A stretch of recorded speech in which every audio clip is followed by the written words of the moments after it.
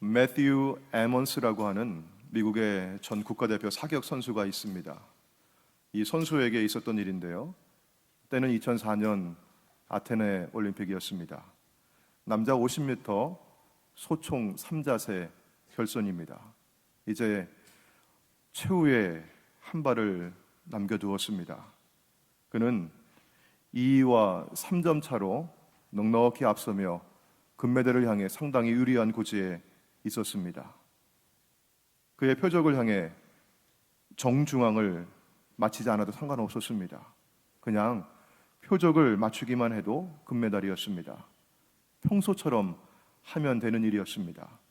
하지만 그때 상상조차 할 수 없었던 일이 일어나고 말았습니다. 경기에서는 좀채 일어나지 않는 아주 드문 실수가 나왔습니다. 엉뚱한 표적을 쏜 것입니다. 2번 레인에 있었던 에몬스 선수는 그 옆에 3번 레인에 있는 표적을 향해 격발했습니다. 표적을 제대로 맞추었지만 엉뚱한 표적을 맞춘 까닭에 에몬스의 마지막 그 한 발은 0점 처리가 되고 말았습니다. 3점 차의 리드가 물거품이 되었고 금메달이 아니라 8등으로 밀려났고 다른 선수가 금메달을 받았습니다. 경기를 마치고 나서 주변에서는 최선을 다했으니 괜찮아, 열심히 했잖아, 이런 말로 위로를 전합니다. 물론 이런 말들이 위로가 되겠지만 그동안 이 선수가 흘려왔던 땀과 눈물을 그 무엇도 보상해 줄 수가 없었습니다. 최선을 다해 열심히 하되 자기의 표적을 맞추어야 합니다. 우리 신앙생활에도 동일한 원리가 적용이 됩니다. 내가 내 나름대로 최선을 다해서 열심히 하는 것은 하나님 보시기에도 참 기특하고 가상한 모습이죠. 그러나 하나님의 뜻과 계획에서 어긋난다면 내가 열심히 하면 할수록 하나님에게서 더 멀어질 뿐이라고 한다면 결코 아름답지 않고 선하지 않습니다. 성경에서 죄를 뜻하는 단어들이 여러 개 있는데 그 중에 대표적으로는 이런 뜻을 가지고 있어요. 관역에서 벗어나다, 표적에서 빗나가다, 이런 뜻을 가지고 있습니다. 죄는 하나님에게서 벗어나 어긋난 것입니다. 하나님께서 원하시고 바라시고 뜻하시는 삶과는 멀어진 것이죠. 자, 그러면 우리는 하나님의 뜻 가운데 행하기를 원하고 하나님께서 원하시고 바라시는 삶을 살기를 원하는데 어떻게 하나님의 뜻을 알 수 있습니까? 무엇이 하나님 원하시고 바라시는 것인지 알 수 있을까요? 하나님께서는 우리에게 하나님의 뜻을 담아 하나님의 말씀, 성경을 주셨습니다. 우리는 성경을 통해서 하나님 원하시는 것이 무엇이고 우리에게 바라시는 것이 무엇인지 읽을 수 있고 알 수 있고 이 말씀을 따라 순종할 수가 있습니다. 오늘 말씀 사사기는 이스라엘 백성들이 가나안 정복 과정에서 어떻게 하나님의 뜻과 멀어지고 하나님으로부터 어긋나는지를 보여주고 있습니다. 사사기 처음 시작이 여호수아가 죽은 후에 이렇게 시작을 해요. 이게 1장 1절의 말씀인데, 여러분, 여호수아가 누구입니까? 모세를 이어서 가나안 정복을 위해서 하나님께서 선택하신 지도자였습니다. 광야에서 하나님께서 주신 약속과 말씀을 아주 충성스럽게 신뢰하고 쫓았던 두 사람이 있어요. 여호수아와 갈렙입니다. 이 두 사람만, 출애굽 1세대 가운데 이 두 사람만 가나안 땅에 들어갈 수가 있었습니다. 여호수아에게는 하나님의 백성을 이끌어갈 지도자의 책임이 주어집니다. 하나님 백성을 이끌어가야 될 이 대업은 여호수아에게 큰 부담과 두려움이었습니다. 그래서 하나님께서는 여호수아를 부르시고 그에게 말씀해 주십니다. 내가 모세와 함께 있었던 것 같이 너와 함께 있을 것임이라. 내가 너를 떠나지 아니하며 너를 버리지 아니하리니 강하고 담대하라. 내가 약속의 땅, 축복의 땅, 가나안 땅에 꼭 들어가도록 너를 이끌어 주겠다. 이런 말씀을 주시죠. 여호수아는 오직 이 약속의 말씀을 믿고 신뢰하고 순종하였습니다. 여호수아와 함께했던 이스라엘 백성들 역시 하나님의 말씀에 순종하고 약속의 말씀을 신뢰하고 나아가야 했습니다. 여러분, 어떻게 하나님의 말씀에 순종하고 의지하고 나아갈 수 있을까요? 하나님과의 언약에 신실해야 합니다. 여러분, 이스라엘 백성들의 정체성은 하나님의 백성이라고 하는 것입니다. 이건 혈통으로 되는 것이 아닙니다. 인종이 아닙니다. 신의 선에서 하나님과 맺은 언약에 근거한 것입니다. 하나님은 이스라엘 하나님이 되어주실 것이고 이스라엘은 하나님의 거룩한 백성, 제사장 나라가 될 것입니다. 자, 그래서 여호수아는 백성에게 그의 생애를 마감하면서 마지막 유언을 남깁니다. 그리고 백성들을 세겜에 불러 모아서 하나님과 맺었던 그 언약을 다시 한번 갱신하고 새롭게 합니다. 여러분, 유언은 한 귀로 듣고 한 귀로 흘려보낼 것이 아닙니다. 마지막으로 남기는 말입니다. 꼭 존중하고 꼭 마음에 새기고 순종하고 따르기를 바라서 남기는 말이죠. 여호수아가 백성들에게, 후세대들에게 남긴 유지는 이렇습니다. 여호수아 23장 7절 또 12절 13절의 말씀인데요, 제가 읽어드리겠습니다. 너희 중에 남아있는 이 민족들 중에 들어가지 말라. 그들의 신들의 이름을 부르지 말라. 그것들을 가리켜 맹세하지 말라. 또 그것을 섬겨서 그것들에게 절하지 말라. 너희가 만일 돌아서서 너희 중에 남아있는 이 민족들을 가까이 하여 더불어 혼인하며 서로 왕래하면 확실히 알라. 너희 하나님 여호와께서 이 민족들을 너희 목전에서 다시는 쫓아내지 아니하리니 그들이 너희에게 올무가 되며 덫이 되며 너희 옆구리에 채찍이 되며 너희 눈에 가시가 되어서 너희가 마침내 너희 하나님 여호와께서 너희에게 주신 이 아름다운 땅에서 멸하리라. 이 말씀이죠. 하나님께서는 모세를 통해서 가나안 땅에 들어가거든 민수기 33장 52절 말씀 가운데 가나안을 정복할 때 가나안에 들어가거든 그 땅의 원주민들을 너희 앞에서 몰아내라 말씀하시고 그들이 새긴 석상과 부어 만든 우상을 다 깨뜨리며 신상을 다 헐어버리라 그렇게 명령하셨습니다. 가나안 정복 전쟁의 목적은 약탈을 하는, 다른 사람들을 정복해서 노예로 삼는 경제적 이익을 위한 것이 아니었습니다. 영적인 이유가 있습니다. 하나님의 백성, 거룩한 성민 이스라엘이 가나안의 우상 숭배의 영향 아래 살지 않도록 거룩하게 살게 하시는 하나님의 뜻입니다. 여러분, 여호수아에게는 모세를 통해 주셨던 하나님의 약속의 말씀이 그에게는 기준이 되었어요. 자, 그러면 이제는 여호수아를 뒤이어서 가나안 정복 전쟁을 수행하는 이스라엘 백성들에게는 이런 누가 기준이고 무엇이 기준이 되겠습니까?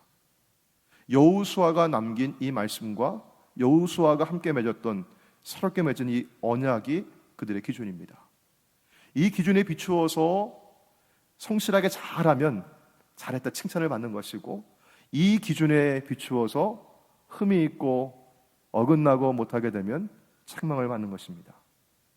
여호수아가 죽은 후에 오늘 말씀은 이렇게 시작을 하는데요, 그 후에 이스라엘 후세대들은 어떻게 했을까요? 자, 우리 1장 1절 말씀 보시면은 여호수아가 죽은 후에 이스라엘 자손이 여호와께 여쭈어 이르되 우리 가운데 누가 먼저 올라가서 가나안 족속과 싸우리이까? 우리 가운데 누가 먼저 올라가겠습니까? 이 질문해 주시는 하나님의 응답입니다. 유다가 올라갈지니라. 유다는 하나님의 명령을 받고 순종을 해요. 그러나 3절 말씀 보시면 온전하게 순종을 하지 않습니다. 유다가 올라갈지니라 하나님 말씀해 주셨는데 유다는 그의 형제 시므온에게 나와 함께 올라가서 가나안 족속과 싸우자. 이렇게 그 형제 시므온의 손을 잡고 함께 올라갑니다. 유다는 계속해서 정복 전쟁을 수행합니다. 그 점령하기 어려운 예루살렘과 헤브론을 치고 승리를 이어갑니다. 물론 이 일에는 출애굽 1세대 노병 갈렙의 큰 용기와 믿음이 역할을 합니다. 이렇게 유다의 정복 전쟁 기록이 1장 18절 말씀에서 끝났더라면 굉장히 아름다운 모습이에요. 고무적이고 또 아주 훌륭한 그런 모습입니다. 앞으로 전개될 다른 지파의 정복 전쟁에 귀감이 되고 또 앞으로 사사기 전체에 아주 좋은 밑거름이 되고 좋은 징조가 될 것이었습니다. 그런데 18절이 지나고 19절을 들어가게 되면 조금씩 어긋나기 시작합니다. 자, 19절 말씀을 우리 같이 한번 읽어보겠습니다. 시작. 여호와께서 유다와 함께 계셨으므로 그가 산지의 주민을 쫓아내었으나 골짜기의 주민들은 철병거가 있으므로 그들을 쫓아내지 못하였으며, 하나님께서 유다와 함께 하셨음에도 불구하고 유다는 하나님을 전적으로 신뢰하지 못했습니다. 철병거로 무장한 가나안 원주민들 앞에서 스스로 작아지고 스스로 할 수 없다 연약해졌습니다. 철병거가 있는 가나안 주민들을, 골짜기의 주민들을 쫓아내지 못했습니다. 불신, 아니 어쩌면 이렇게 말할 거예요. 한쪽짜리 신뢰라고 해야 할까요? 유다의 이런 모습이 전염병처럼 다른 지파들에게로 퍼져갑니다. 1장 21절 말씀 보시면 베냐민 자손은 예루살렘에 거주하는 여부수 족속을 쫓아내지 못합니다. 요셉 가문은 베델을 치러 올라갈 때 하나님과 맺은 언약에 신실하기보다는 가나안 원주민 한 사람과 언약을 맺고 약속을 맺습니다. 우리에게 성문을 보여다오. 그러면 우리가 너희 집안을 선대하고 살려주겠다. 이런 언약을 맺고 거래를 했습니다. 결국 그 사람은 루스라고 하는 성읍을 건축하고 거기에 남아 살게 됩니다. 1장 27절, 28절 말씀 보시면 므낫세는요, 결국 그 여러 마을들의 주민들을 쫓아내지 못합니다. 그리고 가나안 족속은요, 결심을 하고 작정을 하고 그 땅에 남아 거주합니다. 이스라엘이 좀 더 힘이 세워지고 강성해진 후에야 이 가나안 족속들을 노예로 삼고 노획을 시킵니다. 그리고 다 쫓아내지 않습니다. 경제적인 이익을 선택하는 것이죠. 에브라임도 게셀에 거주하는 가나안 족속을 쫓아내지 못합니다. 스불론도 쫓아내지 못합니다. 가나안 주민들에게 노역을 시키기로 선택합니다. 아셀 족속도, 납달리도 그랬습니다. 단 지파는 더 가관입니다. 아예 아모리 족속에게 밀려서 저 산지 구석으로 몰아넣어졌습니다. 우리가 사사기 1장을 언뜻 보게 되면 하나님 백성의 위대한 정복의 역사이죠. 그들이 과거 애굽에 있을 때는 도저히 상상할 수 없었던, 꿈조차 꿀 수 없었던 일이 벌어지고 있는 것이죠. 그럼 뭡니까? 애굽에서는 노예였습니다. 남이 시키고 부리면 그 일해야 되고 매를 맞고 그랬던 이들이 정복 전쟁을 수행하고 있는 거예요. 땅을 차지합니다. 다 몰아내지 않았지만 그래도 정복했고 노예로 부리기도 하고요. 일종의 성공 스토리입니다. 그러나 이스라엘 백성을 바라보시는 하나님의 관점은 어떨까요? 이스라엘은 하나님을 온전히 신뢰하고 순종하는데 실패했습니다. 이제 우상을 숭배하는 가나안 족속, 그 원주민들과 함께 거기에 살아가야 하는 것입니다. 이 우상들은 마치 바이러스와 같습니다. 우리 몸 안에 잠복해 있다가 일정한 환경이 되고 조건이 되면 이게 병이 되는 것이죠. 이 우상들이 잠복해 있다가 때가 되면 터져 나오는 겁니다. 여러분, 이스라엘은 이렇게 변명하고 싶었을 거예요. 절반의 성공이라도 어디입니까?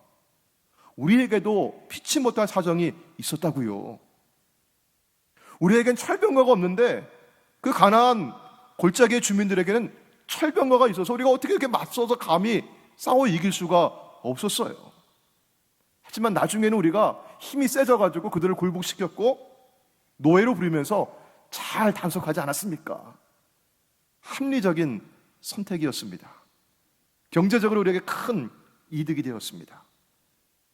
이렇게 변명하는 말들을 듣다 보면 우리도 어느새 고개를 끄덕끄덕하면서 그렇지, 다 이유가 있었네, 사정이 있었지, 그래, 말이 되네, 합리적인 선택을 했어, 이렇게 어느새 수긍하게 되죠. 이스라엘은 최선을 다했노라 생각을 합니다. 그러나 하나님의 평가를 한번 들어보십시오. 충격입니다. 오늘 우리가 읽은 말씀, 본문의 2장 1절 말씀 보시면요, 하나님께서 이렇게 말씀하시잖아요. 내가 너희와 함께한 언약을, 하나님이 약속하신 거 반드시 영원히 어기지 아니하시고 꼭 지키신다고 말씀합니다. 우리 하나님은 신실하신 하나님이십니다. 약속하신 것, 말씀하신 것 하나도 그냥 흘러버리지 아니하시고 땅에 떨어지지 않습니다. 반드시 이루십니다. 이스라엘에게 약속하신 대로 애굽 땅에서 건져내셨고 홍해를 건너 광야에 40년 세월 동안 여러분 어때요? 그 의복이 헤어지지 아니하고 발에 신이 닳지 아니하고 요단강을 건너게 해주셨고 가나안 땅을 하나하나 정복해 들어갈 수 있도록 약속을 이루셨습니다. 신실하신 하나님, 앞으로도 영원히 약속을 지키시는 하나님이시죠. 자, 여러분, 그런데 그 하나님 앞에 약속을 받은 이 언약의 상대방인 이스라엘은 어땠습니까? 자, 2절 말씀입니다. 우리 같이 한번 읽어볼까요? 시작. 너희는 이 땅의 주민과 언약을 맺지 말며 그들의 제단들을 헐라하였거늘 너희가 내 목소리를 듣지 아니하였으니 어찌하여 그리하였느냐. 너희가 내 목소리를 듣지 아니하였다. 이 한마디에 이스라엘의 실상과 하나님의 평가가 다 담겨 있습니다. 언약을 맺지 말라 하셨는데 하나님 말씀 들었지만 가나안 주민과 언약을 맺고 거래를 했습니다. 그들의 제단들을 다 헐어버려라, 석상들은 다 깨뜨려버려라, 목상들은 다 찍어버려라, 그렇게 명령해 주셨는데 이것도 역시 제대로 하지 못했습니다. 앞서 말씀드렸듯이 가나안 정복은요, 곡식을 약탈하고 사람을 노예로 삼아 이 포로로 잡아가지고 노예로 부리는 그런 경제적인 이득을 위한 정복 전쟁이 아니었어요. 영적인 전쟁이었습니다.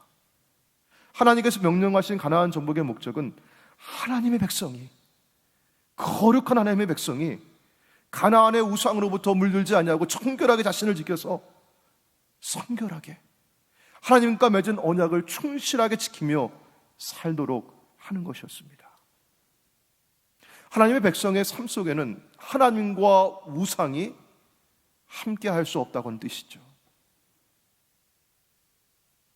하나님과 우상을 겸하여 섬길 수 없다고 하는 말씀입니다.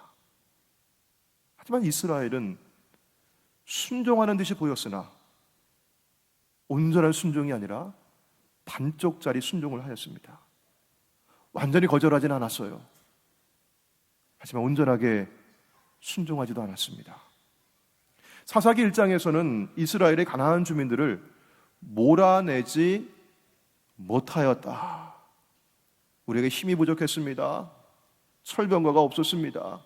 병력이 좀 열세였습니다. 그런 여러 가지 이유가 있죠. 2장 2절에서는요, 하나님 주시는 평가가 무엇입니까?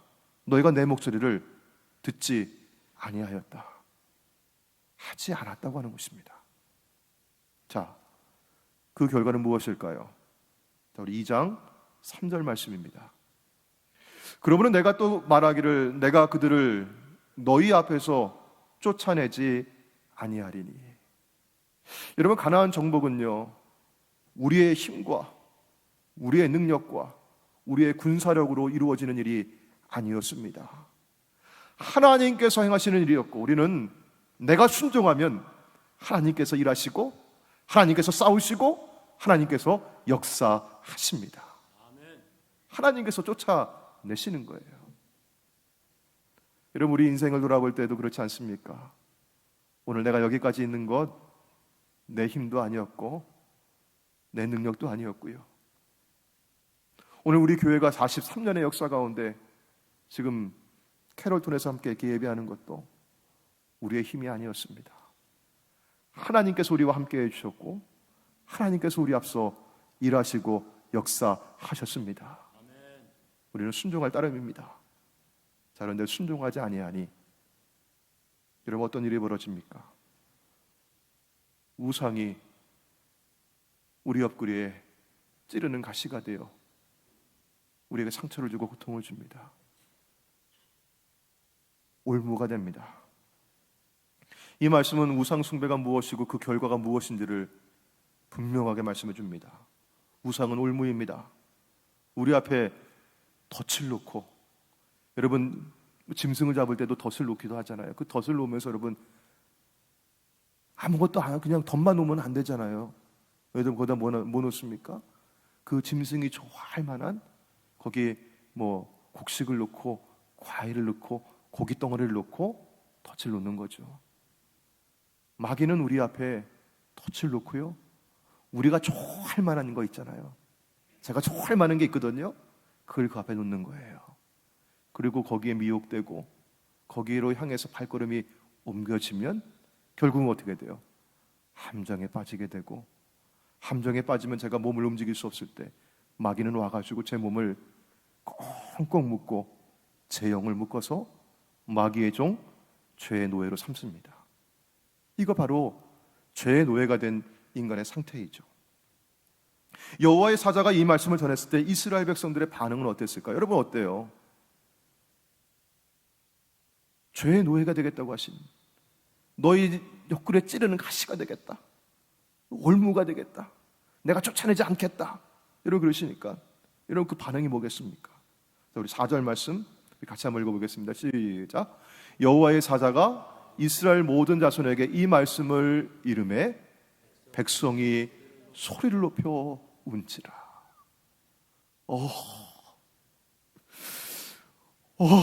하나님, 헝엉 우는 거예요. 여러분 어떤 눈물이었을까요? 후회의 눈물이었을 겁니다. 하나님 말씀해 주실 때 그 말씀에 순종했어야 되는데, 하나님 말씀 따라 살아야 되는데 그러지 못했던 걸 후회하죠. 또 앞으로 살아갈 날들에 대해서 옆구리에 가시가 찌리고 상처가 나고 올무가 있고 괴롭다, 고통스럽다 하는 그런 눈물이었을 겁니다. 하지만 아무리 후회해도 돌이킬 수 없는 일이 있고, 아무리 울고 눈물을 흘려도 풀 수 없는 문제가 있어요. 지금 이 문제는 우리의 힘으로는 돌이킬 수도 없고 풀 수도 없는 문제입니다. 날마다 죄의 유혹 앞에 서 있는 우리에게는요, 다 여러분 사정이 있어요. 할 수 없어요. 어쩔 수 없어요. 책에도 사정이 있잖아요. 하나님, 난 못해요. 그만한 능력이 안 되잖아요. 여유가 없어요. 잘못인 줄 알지만 안 하고 못 베겨요. 자꾸 손이 흘러가요. 자꾸 제 눈이 글로 향하고 있어요. 가면 안 되는 곳이지만 자꾸 제 발이 글로 저를 인도해 가요. 하나님 못해요. 어쩔 수가 없어요. 이렇게 말하는 일들이 우리에게는 있습니다. 이것이 유혹이고, 그 유혹에 기울고 반복이 되면 중독이 되고 죄입니다. 나는 어쩔 수 없다고, 사정이 있노라고, 나는 할 수 없다고 말하지만 여러분, 하나님의 평가는 무엇일까요? 하나님의 자녀에게 어떤 죄의 생각이나 행동이라도 불가피하거나 어쩔 수 없다고 저항할 수 없는 것은 없다는 거예요. 내가 하지 않았을 뿐입니다. 내가 하나님의 약속을 기억하지 않았습니다. 내가 하나님을 전적으로 믿고 신뢰하지 않았습니다. 내가 하나님께 순종하지 않았습니다. 아니, 순종했다 해도 반쪽짜리 순종만 했습니다. 하나님의 평가입니다. 여러분, 이런 하나님의 평가를 듣고 나면 여러분의 마음이 어떻습니까? 여러분, 울고 싶죠.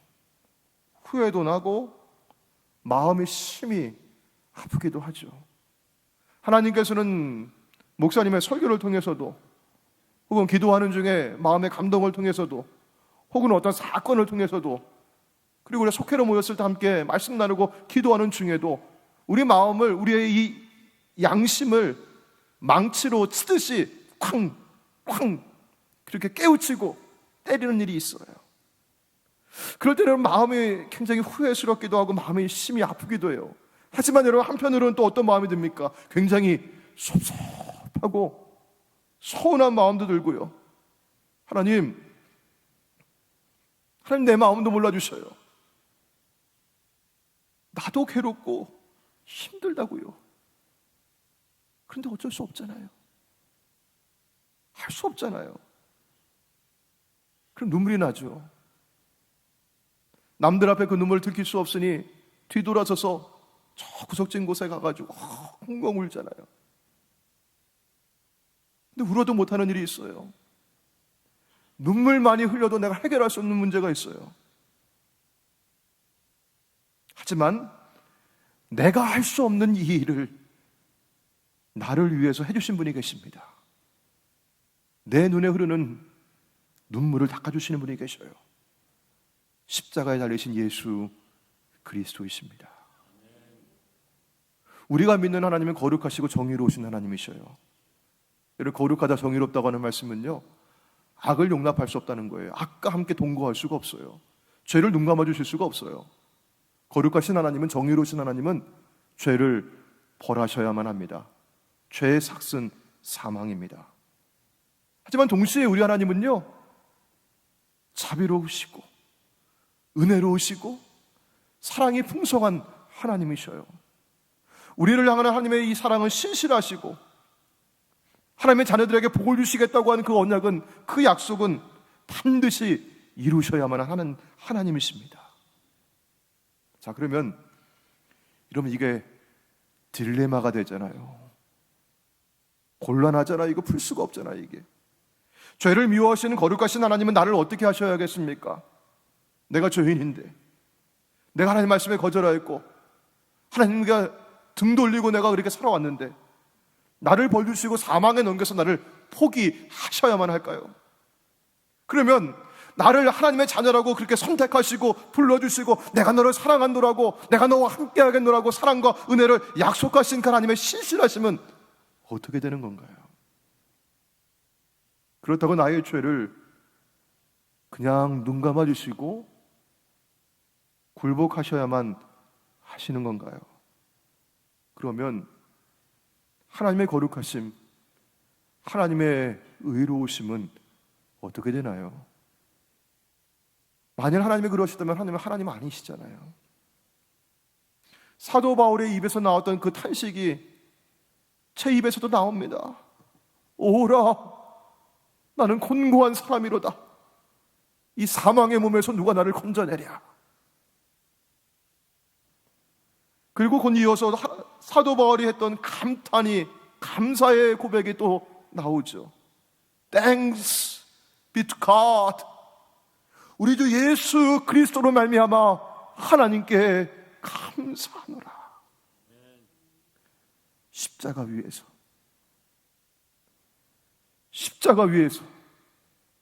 하나님의 죄를 알지 못하신 이를 나를 대신하여 죄로 삼으신 것은 나로 하여금 그 안에서 하나님의 의가 되게 하려 하심입니다.